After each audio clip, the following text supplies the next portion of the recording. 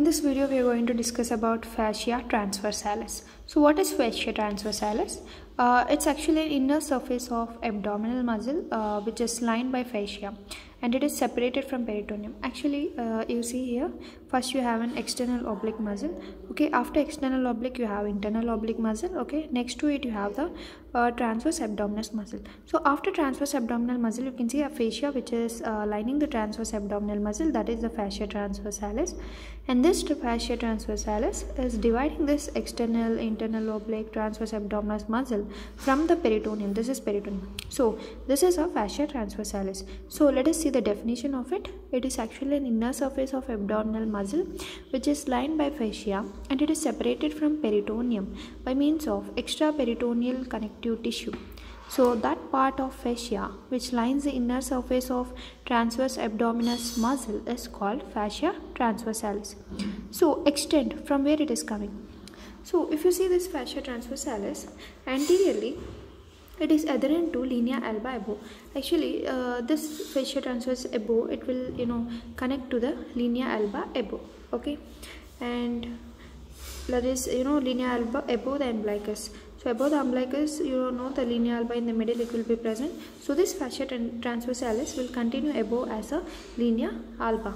Okay, and posteriorly it merges with anterior layer of thoracolumbar fascia. So here you can see that clearly. This is the thoracolumbar fascia, and posteriorly it is connecting with the thoracolumbar fascia, and also it is continuous with the renal fascia. Next you will also have the renal fascia. Here you can see this is the renal fascia. This is a kidney. So around the kidney, the fascia which is present, that is the renal fascia, which is in turn coming from the fascia transversalis itself. Okay. Now superiorly, it is continuous with diaphragmatic fascia.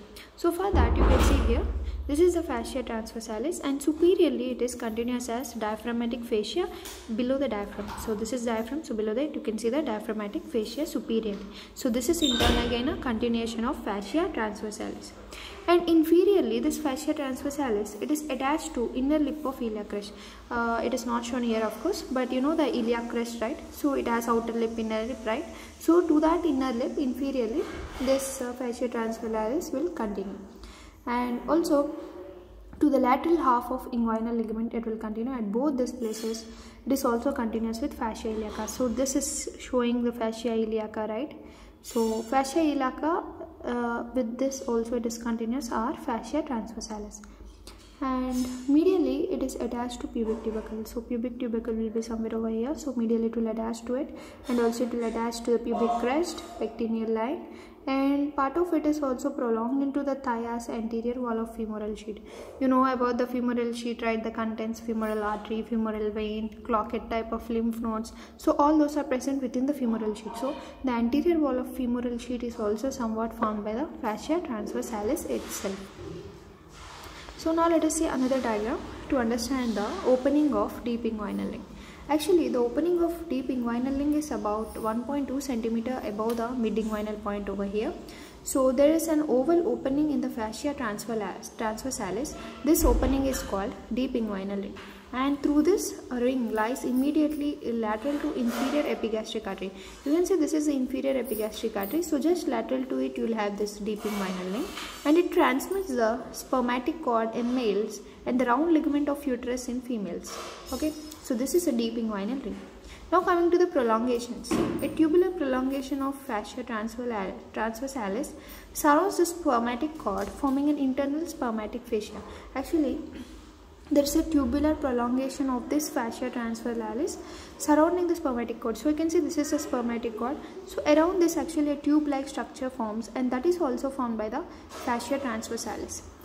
And next, coming to over the femoral vessels.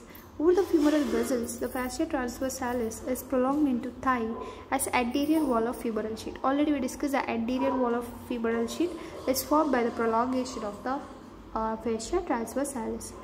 Now coming to the different relations to the vessels and nerves. The main arteries of abdominal wall and pelvis lie inside the fascia transversalis, while the main nerves are outside. So the nerves are outside, but the vessels and like arteries, veins, all those are present inside the of fascia transversalis. That is why the femoral vessels are inside the femoral sheath, but the femoral nerve is outside the sheath. If you remember in the lower limb, you know that the femoral nerve is outside the femoral sheath, because in the fascia transversalis there are only vessels but no nerves. So that thing you should remember. So by this we have completed this in a very easy way. It's like very simple topic. So next we'll start with inguinal canal.